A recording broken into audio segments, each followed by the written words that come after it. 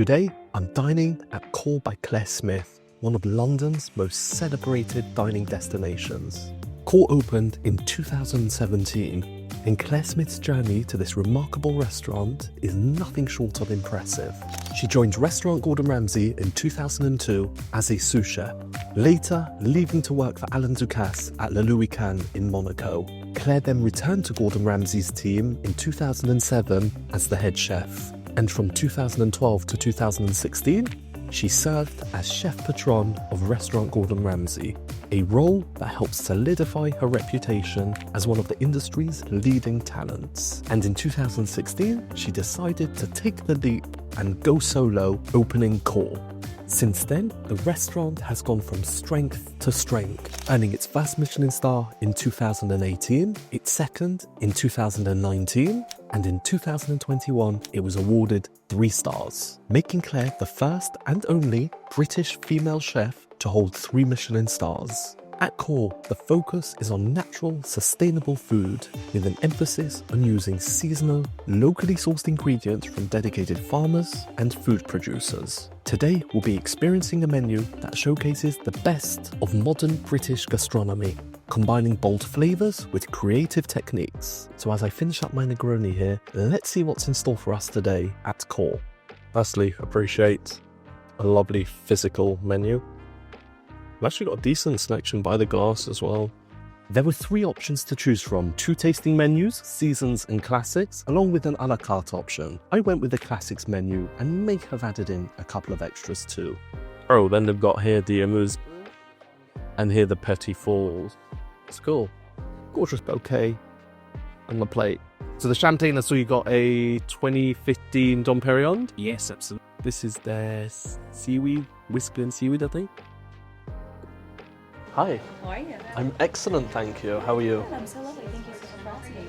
I do have some snacks for you to start off your experience. Smell is fantastic.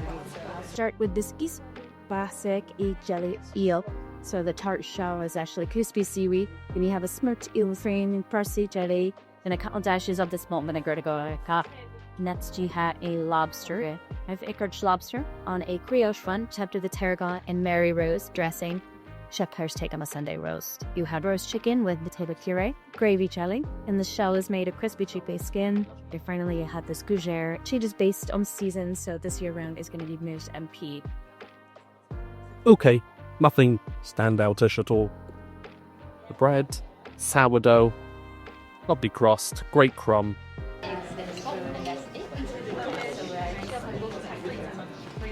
So here we have your first course, the Isle of Paris scallop. You were serving as a tartare with a sea base with a consomme, and just on top oyster leaf flowers.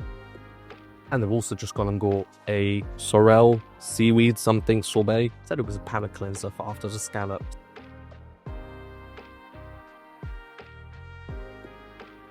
I know it looks like one of these healthy green juices, but flavour-wise, if I was to serve this as a palate cleanser, it's a lovely sorbet. Sorbet I'd eat all day. Would I be able to identify it as sorrel and seaweed? No. This bread is really good, especially the butter. The butter is just, it's like a spread.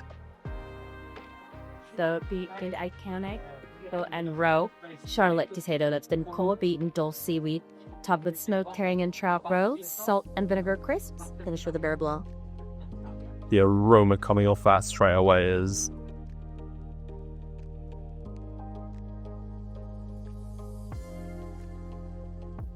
whoa. The depth and flavour coming from that dish is unbelievable. And then, of course, with this amazing sauce, have we not mop up every last bit of it? Roasted pots, so showing us the flavours of a potted shrimp. It was a way of preserving the very sweet shrimp from Morecambe Bay by cooking with butter and spice. We have the Swiss chard, and we just finish off with the crown butter sauce. That's tiny little shrimp, but gorgeous. Tiny. And that cod is cooked to utter perfection. It's got that perfect balance between springy, toothsome to very mildly flaky. However, all the flavourless dish is coming from the sauce. It's hearty, it's buttery, it's rich, it's delicious. Native Scottish lobster, which is gently poached. You have some caviar, some celtus as well on the top, and at the bottom it's spelt, which we cook in a sort of a risotto style. And to use the whole lobster, you do a lobster consommé. together, everything works perfectly.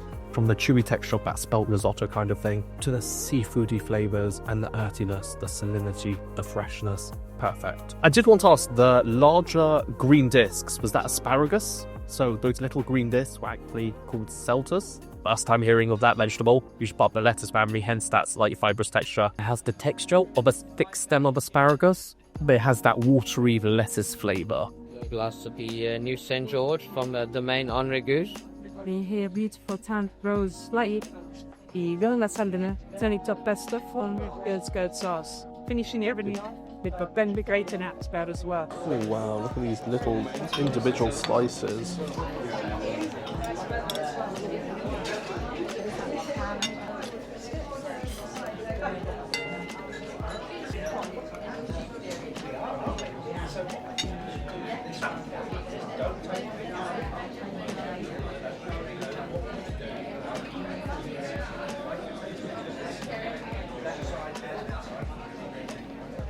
All I can say, what an incredible dish to highlight such a simple ingredient as the turnip. Best part of the dish. I love this. And of course, if there's a buttery, cheesy sauce, I'm going to be mopping that up with the bread. Even the cutlery rest is branded and liked as well. Okay, so we have lamb, mint sauce, pea puree, lamb jus, lamb belly. This is going to be great.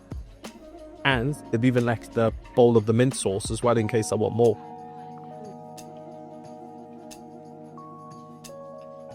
The flavour of that lamb is just insane. That mint sauce, incredible. So flavourful, fresh, herby, minty, sweet, tangy. And now, of course, for the best part of this dish is just taking the bread and mocking up that mint, pea, lamb jus, everything all in one, and a bit of extra mint sauce on top. Lemon verbena meringue with strawberry sauce. The Chateau Chudero 2013. So something sweet now, finally. Our core apple to start. Caramelized apples with a apples vanilla mousse. This dish is gorgeous. The sweetness, the tartness, perfectly balanced. Absolutely loved it. Works so well. And you really get that fresh, vibrant apple flavour. And it's more on the tarty side, less on the sweet side. You see all the other tables where it got two people. One person gets the strawberry dessert, one person gets the Cortese dessert. I'm getting both.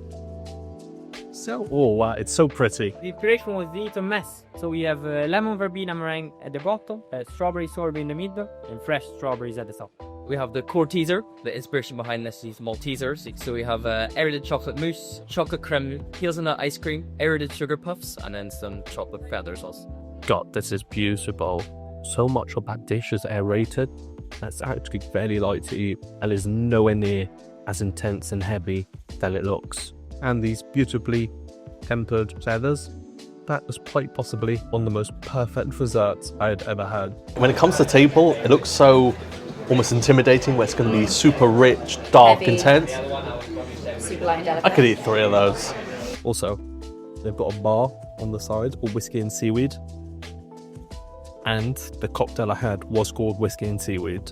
They love the cocktail so much, they named their bar after it. We have this room chocolate and lavender tart, runny centre, Alternus jelly. That is actually excellent, pretty much like dessert wine in the form of the jelly.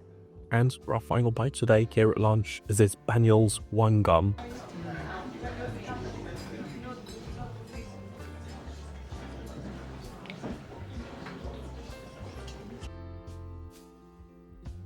So, with all the little extras I added on, my lunch today came to just over £580. I've just retired to the bar, enjoying a dram of the Springbank 18. Where to start? Let's start with the dining room. The space is small, it's cosy, it's bright, it's modern. Tables are in slight close proximity to each other. Did it bother me? No, not really, not at all. There were points, especially when servers were talking to other guests at tables further afield, that the noise did carry over given the small space of the dining room itself. However, I didn't mind it. I was tucked away in my little corner, minding my own business, enjoying my lunch, having an amazing time. While the branding is pretty much everywhere, from the plates to some of the cutlery to the glassware, to the instruments in the kitchen, to even across the walls, those little kind of squiggles in the rose gold are the same pattern throughout. It is very well and seamlessly integrated across the restaurant, despite being everywhere. The cutlery does seem to be fairly scratched.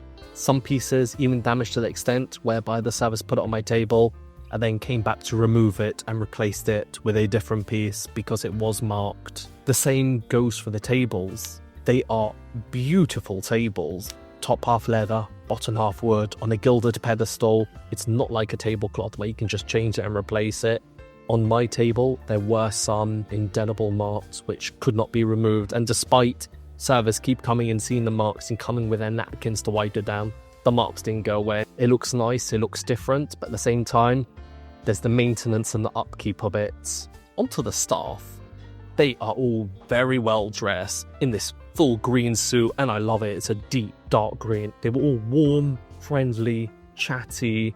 They were highly attentive. As soon as each of the amuse-bouche went down the hatch, the plate or serving dish was swiftly whisked off the table.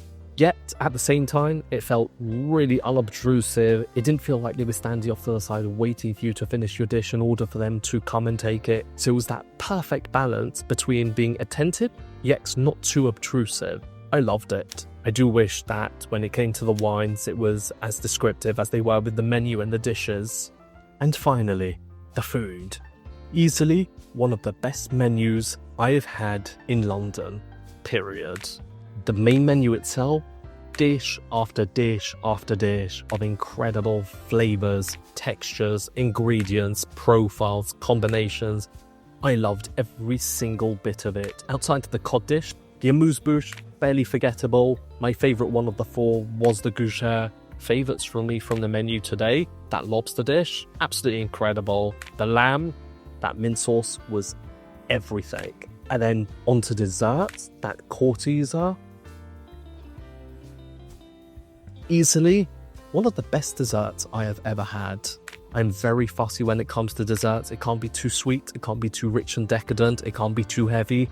This hit that perfect balance. Even the pre-dessert, as soon as it came to the table, I was worried that there was slightly too much gelatin in it, just from the way it moved around on the plate. But once I started eating it, the texture, the balance between the sweetness and the tartness, perfection. I think at the moment, it's one of the best menus you can get in London. Thank you for watching. On to the next one. Goodbye.